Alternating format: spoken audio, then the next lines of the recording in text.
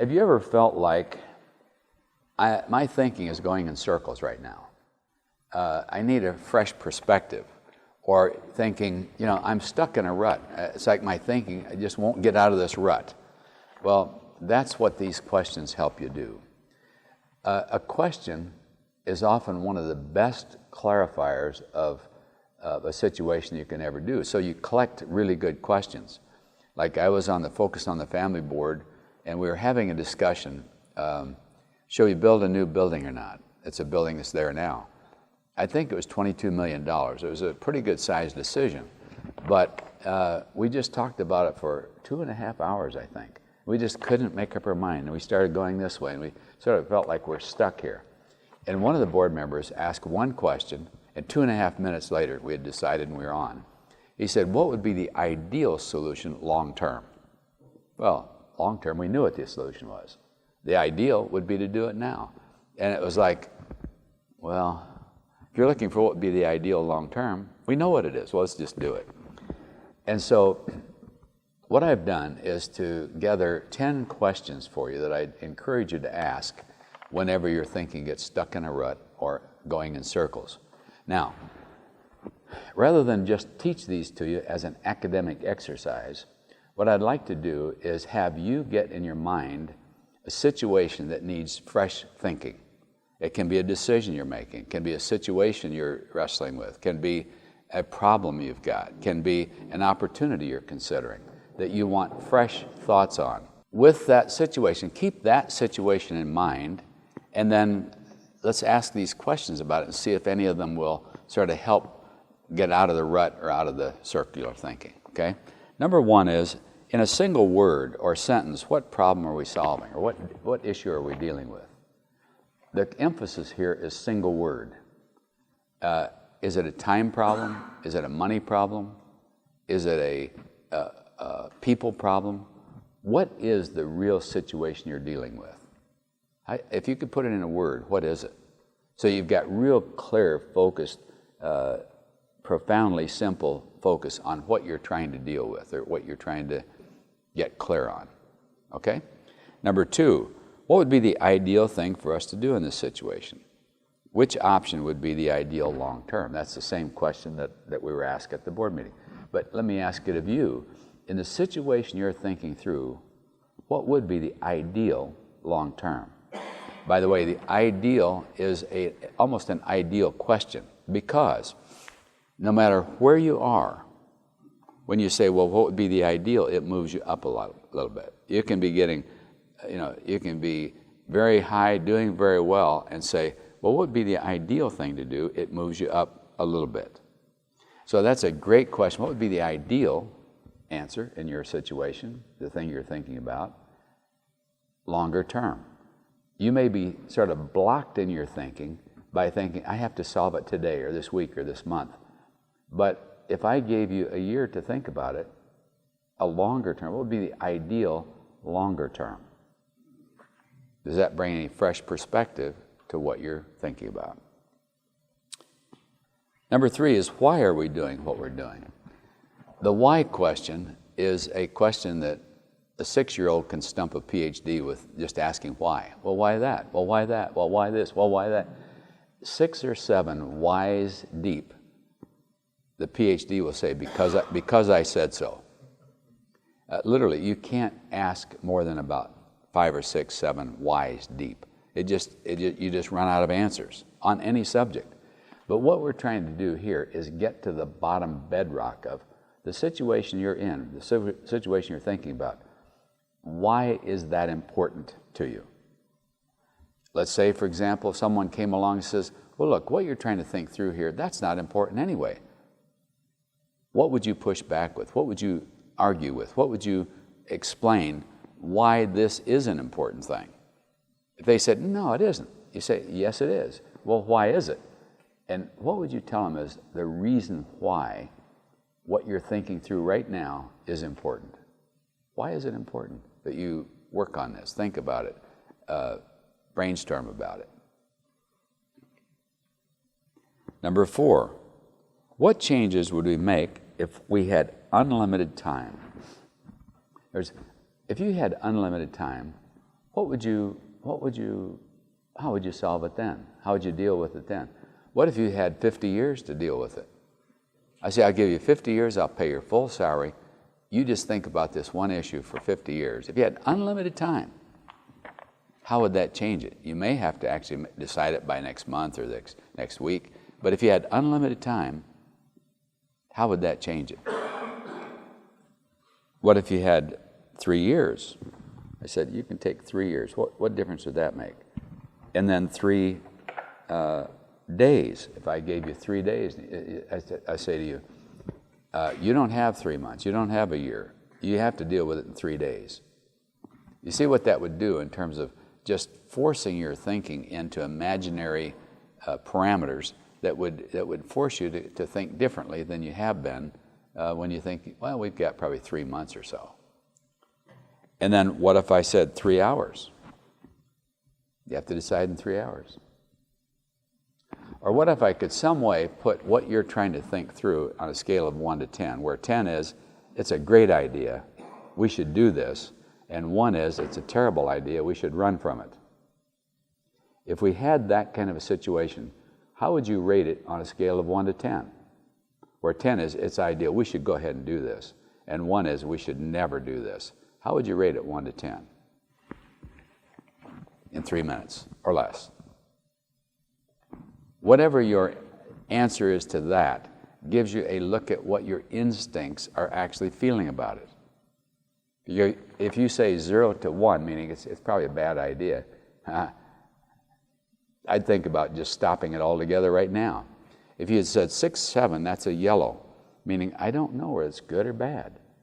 And 8, 9, 10 is, I think it's a great idea, meaning, well, I think you should probably pursue it. And then, what if we had unlimited staff? One of the big roadblocks to clear thinking is often we don't have the staff to do it. I say, well, what if you did? What would you do then? If you had the staff to do whatever you're thinking about, would you go ahead and do it then? And you say, well, what do you mean unlimited staff? I said, well, what if I could give you 300,000 people? Give you their full-time salary for 2 years, their computers, their office space, I could give you everything they need. I could hire them and just pay them for 2 years, 300,000 people. And you could put them on the situation you're thinking about. How would it be different? Would it then be a good idea? How would it change it? Pardon me? And had high confidence in all these people. You rate them all a 10. Yeah.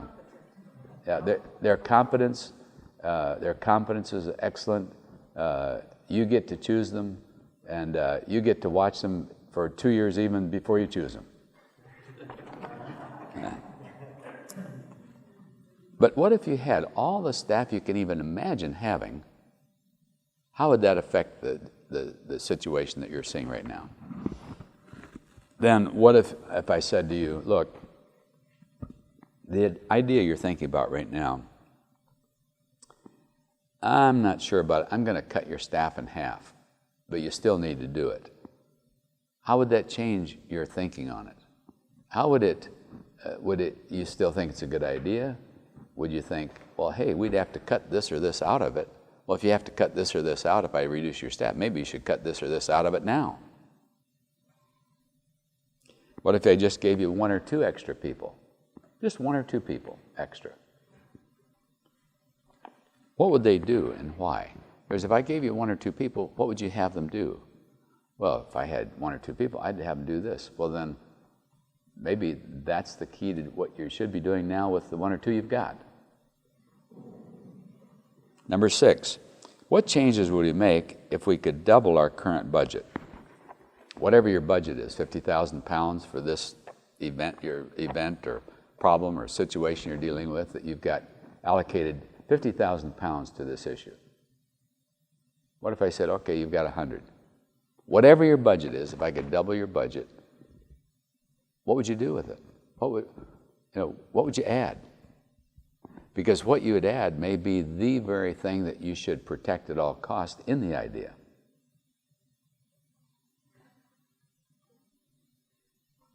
What if we had unlimited budget? What if I gave you 30 million pounds?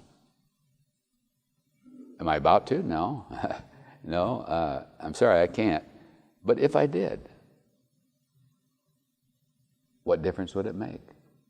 What would you see in terms of the potential of this idea that you don't see now? Half the budget. Here's a question that you can ask yourself often to sort of jolt your thinking, and that is, how can we double the income of this idea and cut our costs in half at the same time?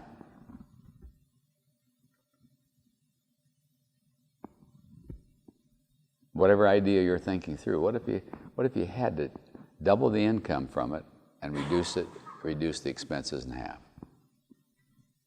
Now, do you have to? No. But just by imagining it, often it shows you different values and different dimensions and different weights in the very thing you're thinking about that you can't get clear on. Which part of the total idea warrants extra funding?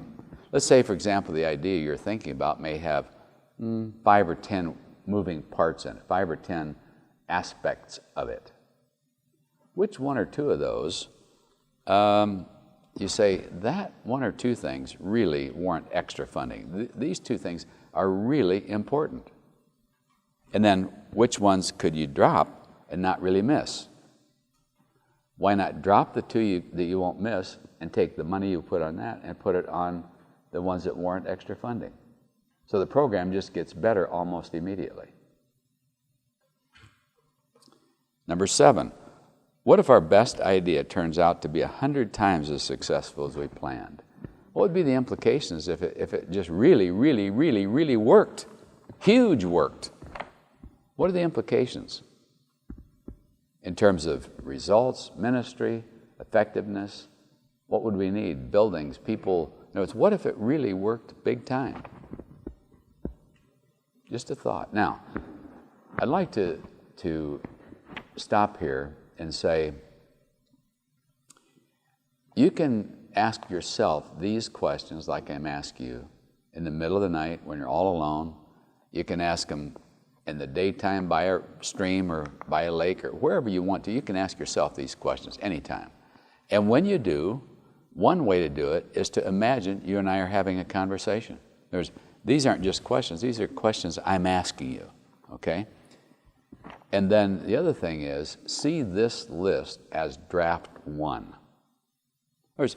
These are some of the questions I would ask you, but you may have questions that you would ask someone else to help them think something through. Well, add it to this. We've got 10 questions here.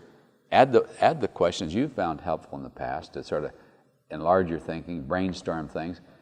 Whatever questions you find helpful in the past, add them to it and get 12 or 13 or 15. And then when you run into a situation and you're sitting there watching the situation, someone asks a question that sort of unlocks everything, add that question to it. So that 10 years from now, the list is just stronger and stronger and stronger. But I was telling someone in the last session, I think I could take any idea and run through these questions in about 10 minutes because I'm familiar with them.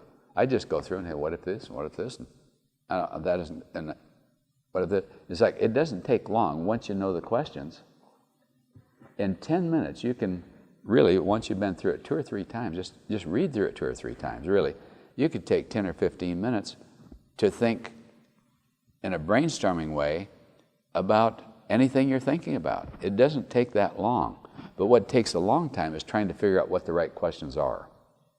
You sit there and say, what should I be thinking about this? How do I even approach this? Well, coming up with the questions is what takes time, but asking the questions doesn't take much time. So you could take every program you've got, ask these exact same questions, and think it through, find whole different new, fresh thinking on every program you've got in X number of hours. Or you could take your group through it. You could take your team through it. You could basically, either you can go through it yourself and then take your team through it, or if you prefer, you could say, team, let's get together. What is the one thing we need some fresh thinking on? And the team talks about it. They say, well, what we need fresh thinking on is this. All right, I ask us 10 questions to think about, and take your team through these. It basically will lead to fresh thinking, whether it's yourself in the middle of the night or some subject you're thinking about that's brand new, a new program you've got, whatever it is. Great. Number 8. Question number 8. What 3 things could keep us from realizing our full potential? As you're looking at the situation you're in, what are the 3 things that could absolutely blow up on you? What are the 3 things that could keep you from getting where you want to go, keep you from realizing your potential? What are those 3 things? You say, well, Bob, there are at least 10 things. I say, okay, there's 10. What are your top 3? Because you don't want to be dealing with the 10, but what are the top 3? If you could deal with only the top 3, and how do you deal with those to sort of clear the way to let your ideas develop? What are those? And then how can we clear away the roadblocks? Number 9, what are the 3 greatest strengths, and how do we maximize them? Peter Drucker says that the role of an organization is to maximize the strength of the individual and make their weakness irrelevant. I agree with that 100%. What you're trying to do in the idea you're thinking about is to maximize the strength of it. So whatever the ideas you're thinking about, you want to ask yourself, how do we maximize the strength here? Where is the strength? Of all the things we've got, of all the pieces in the puzzle, where is it that's a unique strength right here? And how do we absolutely maximize that? How do we put the time, energy, money to maximize that piece? Maximize strength, make weakness irrelevant. And then as you think about these things, if you've got these things swirling around in your mind a little bit, you've got some things you've thought of but that are fresh and new and et cetera, then you want to move to some kind of action, to practical action. Here, Steve Douglas, a few years ago, probably in the early 90s, asked me this question. He's now the president of CRU, which is it used to be Campus Crusade for Christ, it's now called CRU.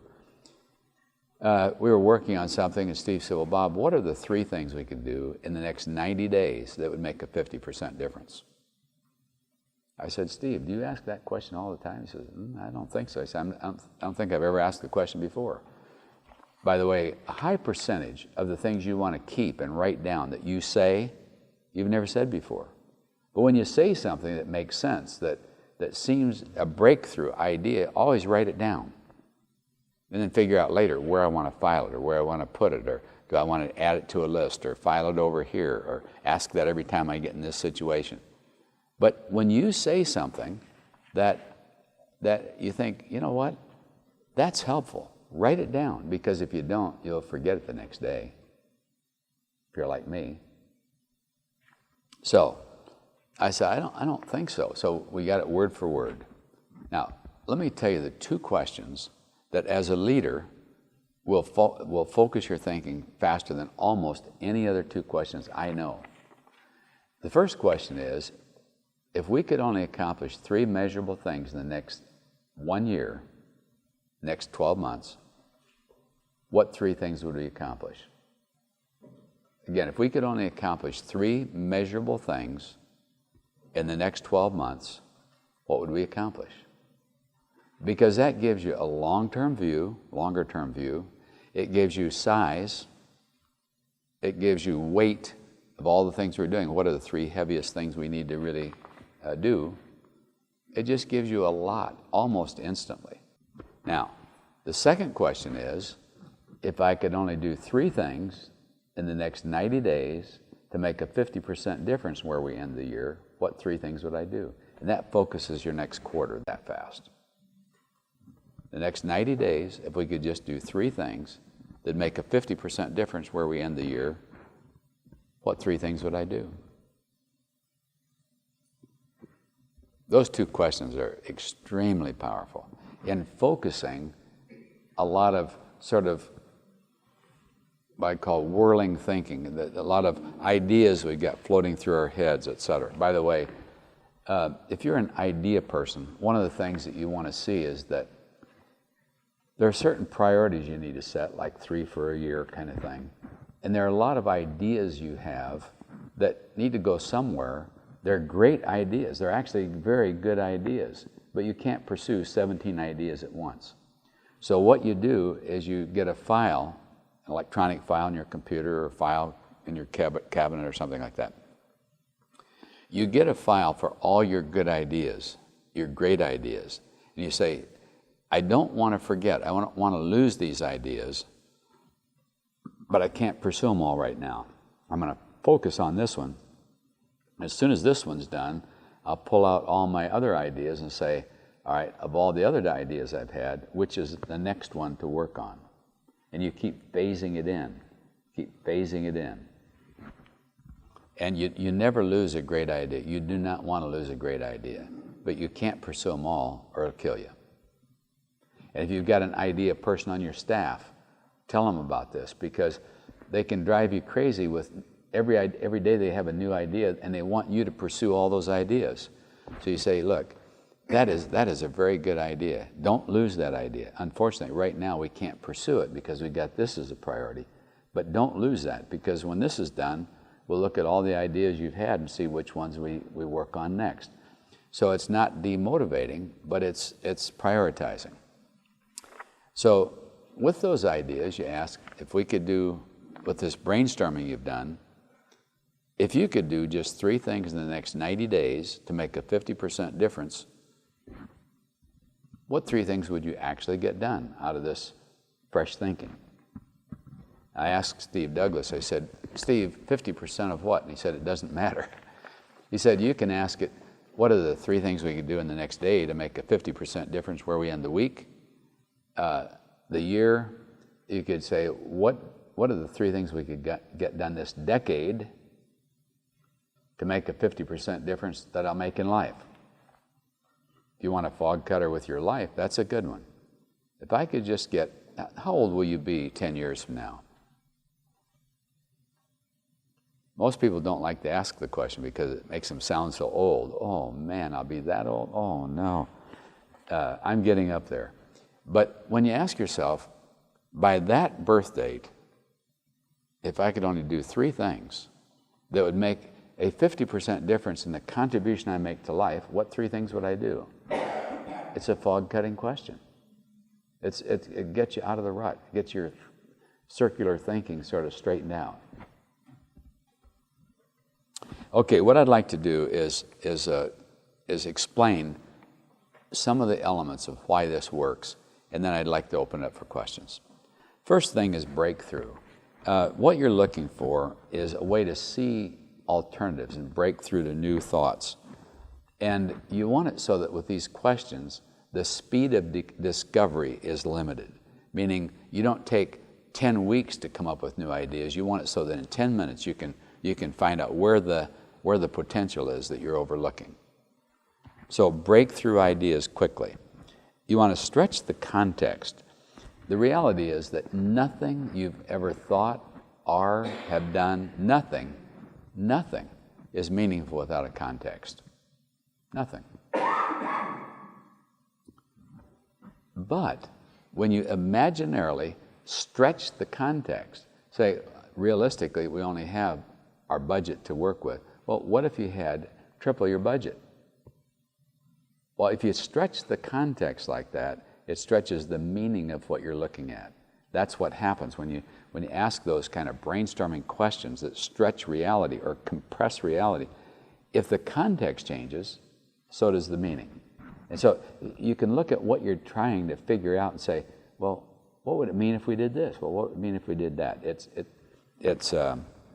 gets you out of the rut when you ask unlimited time, half the money, etc. And then limiting assumptions. There are certain assumptions that a lot of people make that limit our creativity. One is things like there's nothing new under the sun. Well, there's nothing new under the sun, why try? I say every day people come up with things that have never been before. And if your instincts say, well, what does it mean with Scripture? In Ecclesiastic 1:10, it says there's nothing new under the sun. I asked Jim Cece this yesterday, and or a couple of days ago, and he said, it's Solomon's rabbinical reflective comparison with Psalms, or something like that. It's like, you who are theologians know what it really means, but it doesn't really mean there's been nothing new under the sun. It doesn't mean that specifically in the Hebrew or Greek or whatever it was in. Now, if you think there's nothing new under the sun, why would you stretch your thinking to try to imagine something new? You wouldn't. But if you assume, no, there are a lot of things, we could think of things that have never been before. Well, that's what you're trying to figure out is, how could we look at it in a fresh way that's never been looked at before? Now, here's another thing that's just sharing with you late in the afternoon. I asked a fellow one time when I was writing my first or second book, I said, well, what if somebody's already written on this? He said, well, have you read it? I said, no, I've never seen anything on it. He said, well, what if 10 people have written on it, but you've never heard it? There are 5,000 other people that haven't heard it either, so go ahead and write it. In other words, if the idea that you've got that you come up with is new to you, just assume it's new. And if someone else has done it in another city or another country or something, what does that matter? It doesn't matter because it's new to your experience. And go ahead and develop it if it's new to you. Now, you don't obviously always have to start with a blank sheet of paper and come up with new things. You can start with what I call adaptable samples, where you start with how did 3 other people do it successfully. And then I take, adapt from him and adapt from this and this and create something that's better than any of them. Adaptive creativity is just as creative as original creativity. You start with a blank sheet of paper. However, your mind processes it is okay. Your mind may start always with a blank sheet of paper, and I say, hey, here's some samples of how other people have done it successfully. I say, I'll leave them over there, I'll look at it when I get done. So it's like I think it through first, I come up with an original solution, and then look at those to see if I've missed anything. Other people say, no, give me some adaptable samples. I'll take some from here, some from here. I'll create something that's better than any of them. Whether you are an original creator or an adaptive creator doesn't matter, as long as you come up with things that get your thinking into a new pattern. Another is mom and dad did it. This is the way mom and dad did it. In other words, we often get stuck, frankly, in patterns that we saw our parents do, extended family do, region of the country do. I say, don't limit your thinking to the way your family has always looked at it. Your family may have been putting artificial limits that they had that you don't have. Maybe they always said, well, we can't afford that, when maybe you can afford it. Maybe they say, well, we don't have the education to do that. You say, well, maybe you do have the education. In other words, don't limit your thinking to what those you grew up with were limited by. And especially, I can't afford it, because I can't afford it is fixable. But if you always let I can't afford it restrict your thinking, how are you ever going to get anywhere? And then informal research. One of the things you want to remember is that there are 2 kinds of research by my definition. One is formal research, where you basically hire a consulting firm to come in and give them 100,000 pounds, like a Gallup Corporation. I don't know if you have Gallup here or not, but like in our country, a Gallup Corporation. And they'll do $100,000 worth of research or $500,000 worth of research, and then give you something that's 98% accurate. But you can get to 80% accurate by asking the people in your audience,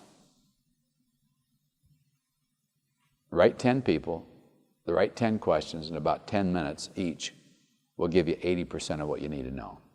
So I call it informal research. If you want to know how to get your thinking out of the rut you're in on the subject you're thinking about, ask the people that you serve, what do you really want or need? And they will come up with answers that you're not even thinking about, because they're not you. It's a way to stimulate your thinking quickly, is just to ask the people that you're serving, how could we serve you better? And the 2 questions, the 2 profound questions that you're really trying to ask is, what do you really want, or what do you really need? And what they want or need is what kind of service you're trying to provide.